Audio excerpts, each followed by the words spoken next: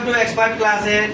तो आज जो है पार्ट 2 प्रतिस्थापन विधि का जो कल बच गया था उसका आगे का क्वेश्चन जो है क्वेश्चन नंबर 1 का 5वां पॉइंट हम लोग आज देखेंगे कि क्या करता है। आइए देखते हैं।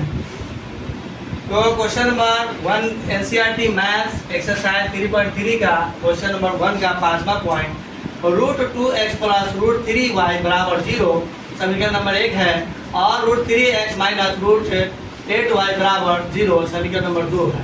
समीकरण यहाँ पे हम समीकरण 1 भी आप ले सकते हैं, 1 भी आप ले सकते हैं या 2 भी ले सकते हैं। तो समीकरण 2 से हम चल दिए तो 2 क्या है समीकरण 2, √3x - √8y बराबर 0।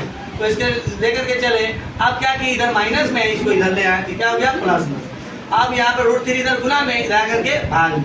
इस प्रकार समीकरण 3 बनाए, 3 तैयार हो गया, x का वैल्यू आ गया। अब समीकरण 1 में x का मान रखेंगे, इसलिए इस समीकरण 2 लेकर के चले, इसलिए समीकरण 1 में x का मान रखेंगे।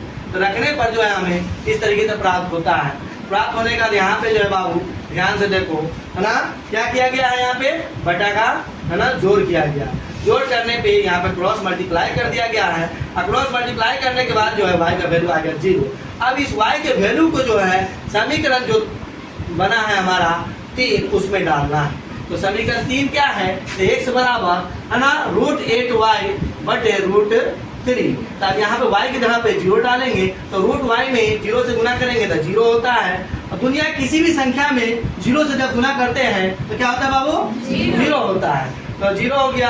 अब 0 में √3 से भाग करना है, तो दुनिया कोई संख्या में अगर 0 से भाग करते हैं तो उसका वैल्यू कितना होता है, 0 होता है। इस प्रकार हमारा x बराबर 0 आ गया और y बराबर 0 आ गया। अगला जो है क्वेश्चन नंबर 1 का 6वां पॉइंट यहाँ पे बटा में है। इस समीकरण को पहले सबसे पहले देखना होता है समीकरण को, है ना, और इसको आसान बनाना होता है। आसान बनाने के लिए यहाँ पे एलसीएम ले लिए, 2 3 का एलसीएम 2 तिहाई 6 हो गया, 2 तिहाई 6 2 तिहाई 6 तो 3 तिहाई 9 हो गया और 3 दूनी 6 2 2 5 10 हो गया। अब क्या करेंगे, क्रॉस मल्टीप्लाई 1 डाल करके, क्यों, क्योंकि एक तरफ बटा एक तरफ बटा नहीं है, इसलिए 1 डाल करके क्या करेंगे क्रॉस मल्टीप्लाई। तो 1 में इतना से गुना करेंगे बाबू तो उतना ही होगा, 6 दूनी 12 -12। अब क्या करेंगे बाबू, ये समीकरण हमारा 1 तैयार हो गया, पूर्ण रूप से आसान होगी।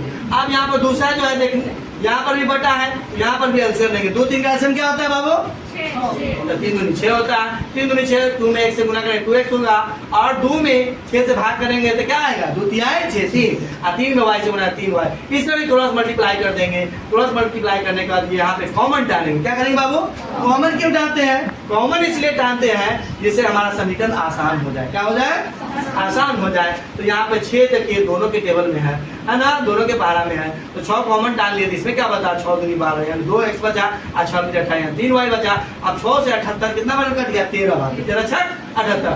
समीकरण नंबर 2 एकदम पूर्ण रूप से तैयार हो गया कंप्लीटली। अब इस तरीके से समीकरण हम यहाँ पे क्या किए, 1 से चले। समीकरण 1 क्या था हमारा, यही है, इसको लेकर के चले।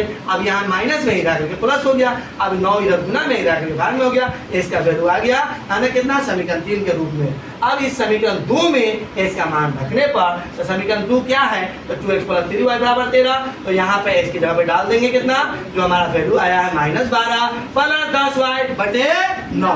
तो यहाँ पे पुट दी वैल्यू, यहाँ पे वैल्यू डालेंगे, तो वैल्यू डालने के बाद यहाँ पे मल्टीप्लाई करेंगे। मल्टीप्लाई करने के बाद एलसीएम लेंगे, एलसीएम लेने के बाद क्या करेंगे, बटा का जोड़ और घटा।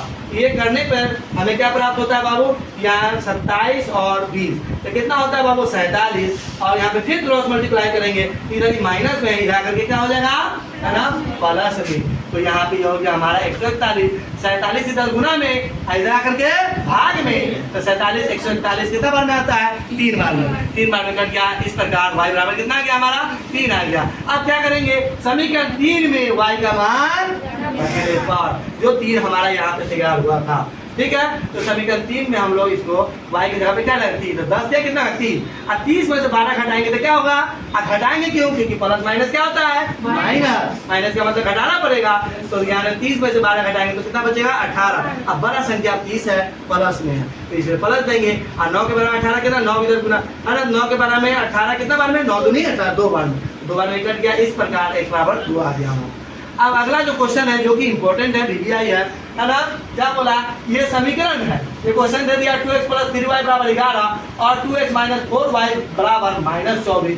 बोला कि m का वह मान ज्ञात करिए जो y = m × x + 3 हो, ठीक है, y के बराबर हो।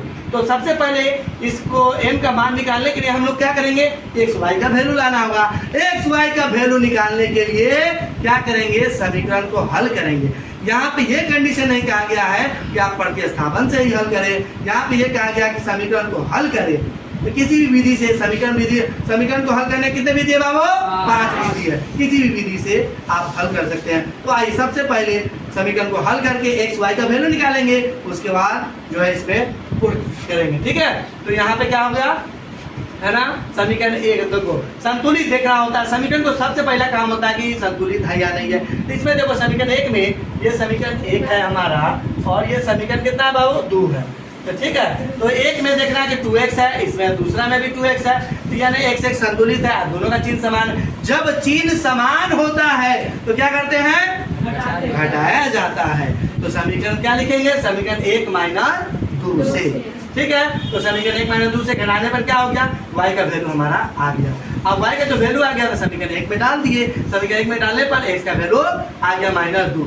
अब इस y और x के वैल्यू को हमें तो ये निकालना था, तो यहाँ पे डाले, इसलिए y = m × x + 3। तो यहाँ पे x की जगह पे -2 और y की जगह पे 5 डालेंगे।